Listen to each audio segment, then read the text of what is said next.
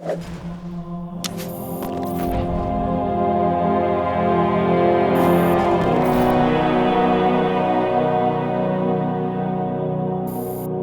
is the awesome DLC map called Tempest. Hey, I'm Sam Jones and I'm a lead environment artist. I'm Rob Adams and I'm a lead environment artist. Mike Bilterman, I own Bungie. Mike Bilterman, I'm a senior level artist. David Aldridge, a network engineer. I worked on performance analysis for Tempest. So you're a perf god, is what you're saying? I'll take pretty much any kind of godhood. Crown King of Perf. Perf, if I have to, I suppose. Perf and crannies. Perf and crannies. Crannies are great for perf. So originally this map was called DLC Medium because it's the medium-sized map within a bucket of other 3 maps. It's not small, it's not big, it's just the right size, especially for killing red and blue dudes. And we knew that if we called it DLC Medium, that people wouldn't get attached to the name and we could change it later. Although Medium is an awesome name, I really like That's pretty cool. I grew pretty attached to medium. Dispassionate like me. The map is built to support optimally around 8 to 12 players. It's a bit too big for, say, 4 players, and it's a bit too small for 16. Tempest is a Foreigner weather HQ, which, as you can see here, has these wonderful laser beams that are meant to be some part of the weather controlling system. And then out in the sea here, we have these wonderful, huge shrines with little vortices atop them. So in terms of the actual vegetative theme of the map, we have this kind of wonderful high Sierra, rocky, subalpine backdrop. We have these huge rocks with this kind of really visible diagonal strata that's meant to both lead the eye and also look pretty awesome.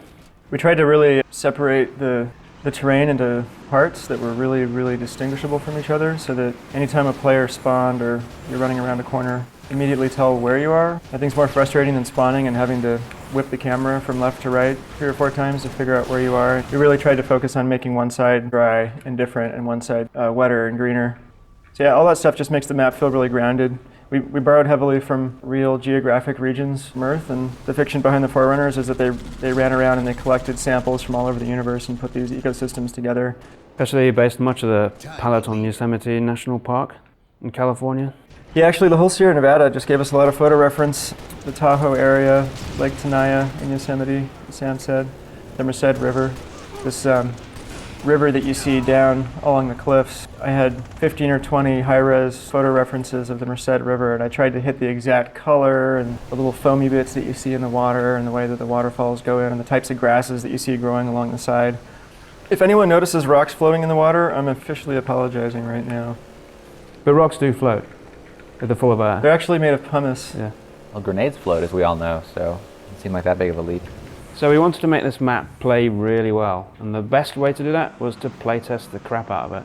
So we playtested almost every single day for about 5 months, and when you play the map yourself, you will find that it really does play exceptionally well, so we put all that effort into it. One of the keys to playtesting. Nice. Oh yeah, stick the landing. We're gonna die. Why, Mike? I think one of the keys to getting really, really smooth, tight, focused, and balanced maps is to have the actual development artists that are working on the map take part in the frequent playtests so that they're not just reacting to Play again. a bunch of bullet points from playtest sessions and lists of feedback, but they're the ones there that are actually feeling the grief from somebody up on a cliff. So having an emotional investment in the map as an artist, I think makes you a better designer. Because we had our artists playtesting almost every single day, I think that really had an effect on how balanced and tight these maps are. We playtested early on with a Banshee in the default palette, but it proved to be too overpowering, so now the Banshee is only really available in Forge palette setup. It was too awesome, actually. Sam Argowez made us cut it. Yeah, it is a lot of fun, but it is quite overpowering.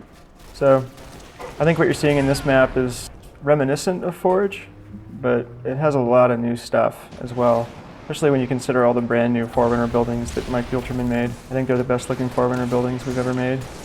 They're just stunning. Yes, it has the most expansive palette we've shipped other than Forge World. It has a lot of real estate to actually build upon, whereas the other 2 maps are a bit more constricted. Also the laser beam, if you get a Banshee and you fly around and you stray too close to the laser beam, it'll actually EMP you and the Banshee will go in a downward spiral. It's quite a lot of fun. Our producer Sam Arguez didn't want that to happen. So we had to put it in there for. We had to put it in, and then he was glad we did, and we were glad he let us do it. He's not always a killjoy.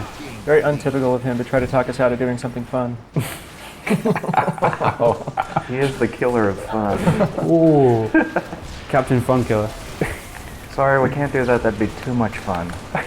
We don't have the time for that much fun in here. Fun is not in the schedule. He's gonna kill us for that one. Is he here? I'm gonna go upstairs. He'll be shaking his head. Yeah, we can't edit that out. That's got to go in. Let's go get it released.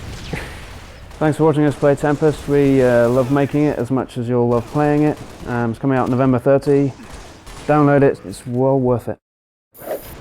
Yeah, an armor lock's for douches. It really is. So we had to put it in there.